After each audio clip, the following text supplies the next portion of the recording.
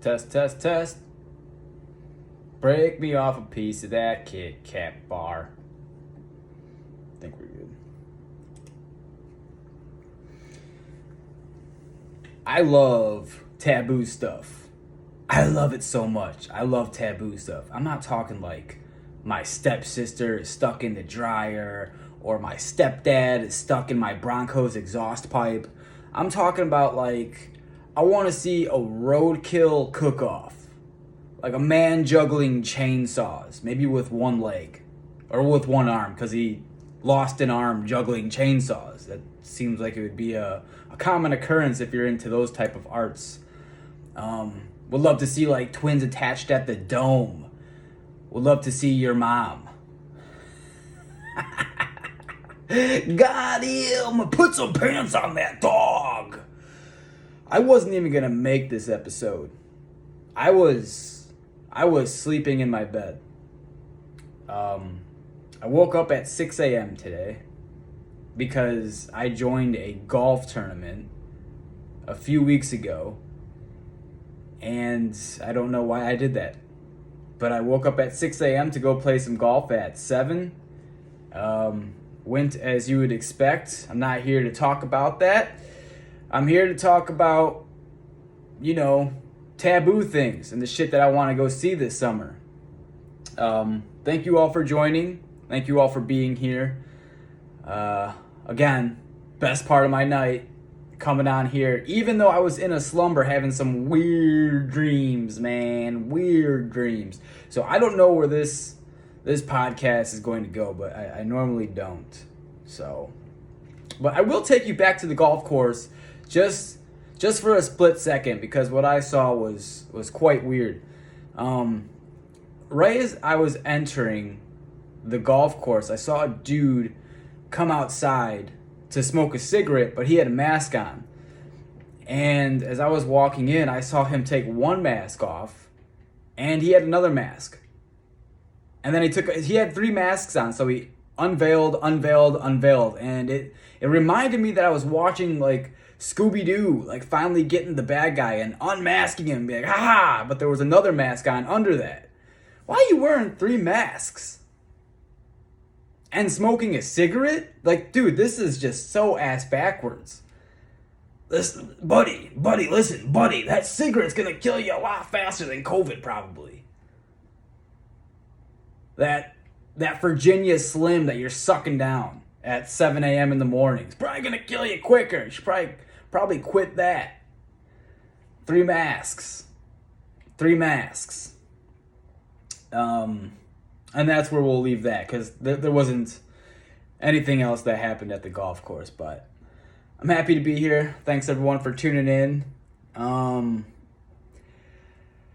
did some wild shit as a young lad growing up when I was drinking, and I used to drink pretty severely. I used to drink a shit ton. I used to be able to polish off like an 18 rack alone at the height of my drinking days, at the pinnacle of my career. I was probably like 22 years old. Right now I'm 34. I'm a grown-ass man! You can't tell me what to do! I wipe my own ass! And I would just... Dude, straight up, I was an alcoholic. I don't think kids know that they're alcoholics when they're in it. When they're with all their friends, because it just seems so normal.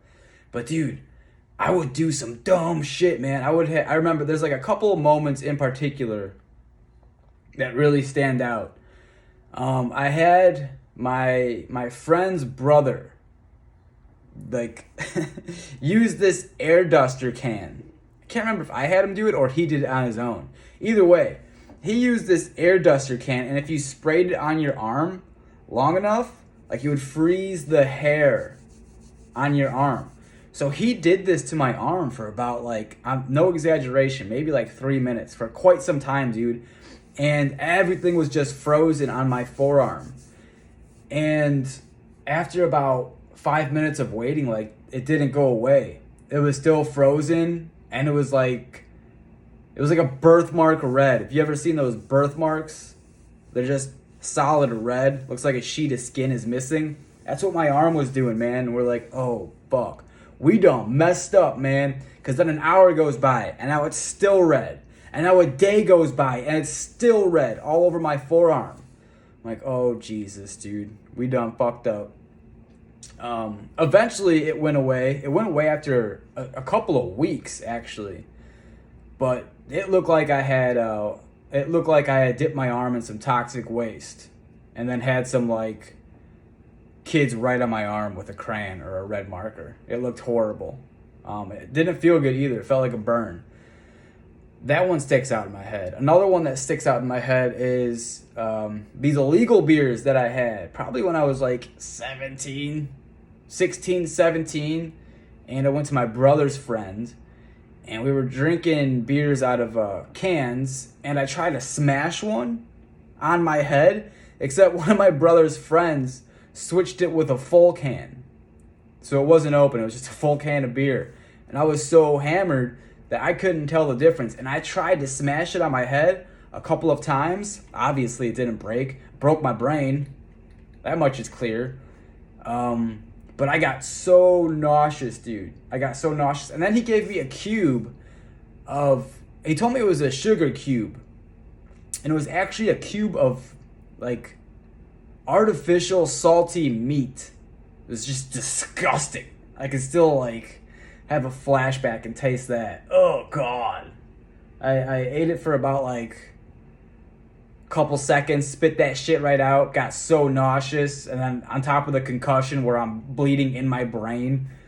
It was just a wild night. And then probably the one that I remember the most is when this girl had mace on her keychain. I was at a party. I don't know whose party this was. Me and my friends would always just show up at these random ass parties. Never knew how we got there. Didn't matter. We like to mingle. So we were at this party, and I'm like, let me get that mace. Hey, let me get that mace. I'm going in the military. I need to practice. I'm going in the police force. I need to practice. Like a complete idiot. That was me.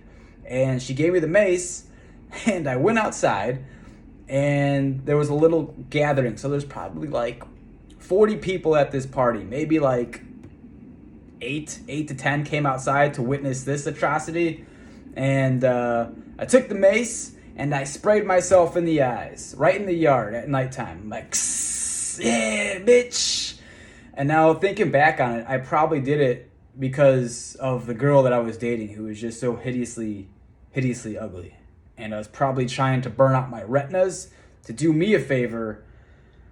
The only thing that happened was I was in agony and pain on that front yard rolling around for about 20 minutes, and then some dude from the inside, he was like the homeowner, he's like, here man, take this milk, dude, put this milk on your eyes, it'll help.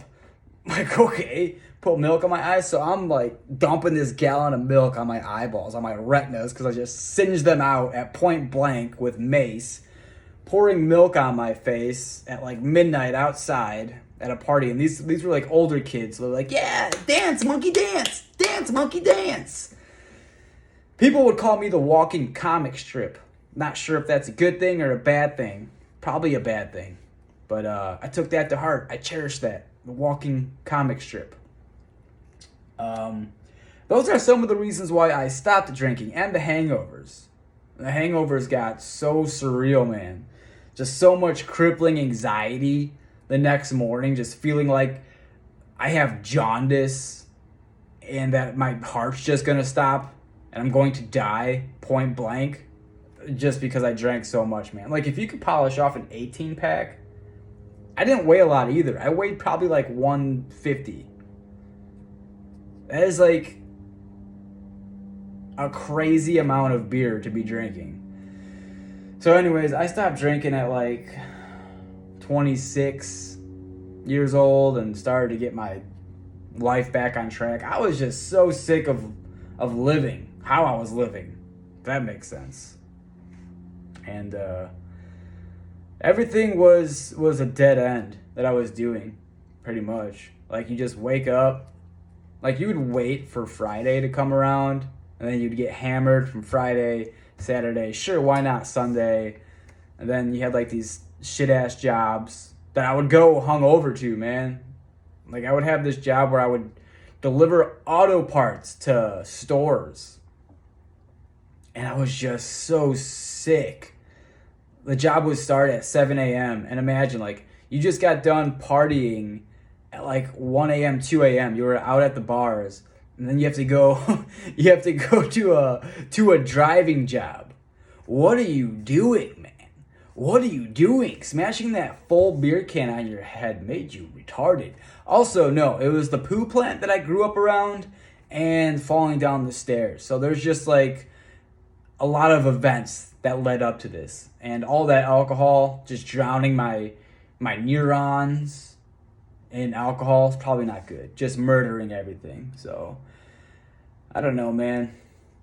I was just sick and tired of living like that. So what did I do? What did I do? I really can't remember. I went full hiatus. Just stopped. I just stopped hanging out with my friends. I stopped drinking. I think I got into a serious relationship, and sometimes getting into a serious relationship can either fuel you for the best or fuel the nightmare. And I'm sure everyone listening can attest to that. Like it's so important that you find the right mate. Because, dude, how many times have we seen just like this chemical romance? And you're just like, why the fuck are you two together? And like when you're in it, I don't know what it is, man, but whenever you're in it, you don't realize it. Oh, it's not that bad. That's just us. That's just us, baby. That's just us. She puts me in a sleeper hold, and the next morning I'm making her breakfast again, you know? She tries to tear my ACLs out, and it's fine because, you know, we're going to go out and we're going to do fondue at 7 o'clock. Play bingo at 8, maybe a little bit of Life, watch Titanic, and then we'll call it a night. You know? People just get stuck. And people, we all are. When I'm saying people, I mean everyone. We're all afraid of change. Everyone likes being comfortable. God knows I do. I love being comfortable, man. Because with comfort, you can control that. You know what's going to happen. Same with failure. When you fail, you're kind of in charge of your own destiny. You don't have to keep performing. Like it never becomes too much because you failed. And then you start looking for the justifications. You know, it's always something. It's always an external force. It's never on you. Like the accountability in this country, I'm not sure the world, I can't speak for the world, but in this country alone it's pretty sad. There's no accountability. It's always something, man. And it was funny at golf today, I kept blaming the course, but I was catching it. I was like, isn't it funny how it's always something? It's not me, man. It's not me taking accountability. I was playing with a guy that I didn't know. His name was Ian. Shout out to Ian if you ever listen to this. He's a good dude. But I was like, are these holes like regulation size? Who the fuck cut these holes? This is ridiculous. The water's too, like, the grass is too slick. There's water on it. Just coming up with excuse after excuse. But I was just kidding, and I would make it known. I'm like, dude, isn't it funny how we always just blame some other shit, some outside force, and never take accountability? But it's so true, dude. Like, if you do bad at work, what's the first thing you go to? Oh, my boss sucks. And maybe it's true. Maybe it's true. But then you could look for a new job, right? You can do things to suppress that, to get out of that. It's just about being creative. You know, how bad do you want it? You have to want it. You have to want it like you're fucking underwater and drowning. Otherwise, you'll just become complacent and just go through the motions until, you know, your health declines at an old age. And, you know, that's it. That's a wrap. So let's do it while we can. Damn it. Let's do it while we can. And take accountability, dude, because sometimes when you take that accountability, people will see that and new doors will open. People appreciate the accountability, and people will maybe agree with you, but just to like shut you the fuck up when you're justifying stuff and blaming everyone else and other things. Maybe people will be like supportive in that way and be like, yeah, you're right, yeah, it's your boss. That sucks, dude. Yeah, you're right. And if you're just like taking accountability and be like, man, I need to do better. I need to get my ducks in a row, my checks and balances, dude. I could have done better. Maybe someone will be like, yeah, this dude's got a good head on his shoulder. There's a lot of potential here. Maybe I'll offer them a job. Maybe I'll guide them the right way and let them know what I've been doing because they seem susceptible to hearing outside information. Maybe they'll take it to heart. And people will want to spend the extra time with you. You know? Things aren't going to change if you're not changing anything. It's so fucking basic. It's like the most basic thing to say, but it's so fucking true, dude. And a lot of us don't make the change. So why would your life change? Write things down, man. Just write things that you want to be changed in your life. Because life is hectic as it is, man. You'll forget. Like, if I don't write shit down, like, okay. So topics for this podcast and some jokes come into my mind, but they come into my mind at like 2 a.m. or when I'm in the shower at like the most inconvenient time. Okay? That's when shit pops into my head. And what I do, I've made it such a habit. I don't give a fuck what I'm doing. I don't care what time it is. I wake up if it's at 2 a.m. and I write it down on my phone. If it's in the shower, I dry off my hands real quick, grab my phone, type it down. It doesn't matter, dude. You just have to, and that's just like a real basic, example. But you can put that into your life with other things. You just gotta do it. You gotta put in the work, man. And how many motivational videos do you watch? I watch a ton, but nothing is going to get done if you don't put it into action. I'm telling you things that you already know. You already know this shit. You just have to do it, man. No one's gonna come and do it for you. I used to smoke a lot of weed, dude, and I used to think that shit was just gonna get delivered to me. Oh man, I can't wait till that $30,000 check comes in. Why is a $30,000 check coming in? I don't know. Probably will though. The world works out. Like that. Sometimes that's how you think, man. It's like, it's mental. Like everything is going to work out. Everything's just going to work out. And while I do believe that, but you have to do something though for it to work out. You have to put yourself out there. I'm so curious to what everyone's full potential could be. And I know we'll never get to see it out of everyone, but I really do wonder what everyone's full potential could be. Humans are some interesting things, man. Humans are, like, to say the least, some fucking go-getters when they want to be. When their life depends on it, like if you have kids and your kids' life depend on it, like you can get real fucking creative, right? You can get real creative and do things that you didn't know were possible. If your life depended on it. Like if you needed money, think about it. Like crackheads. Crackheads in LA. 1 second, I'm taking a drink on the unofficial sponsorship, Liquid Death. That's water.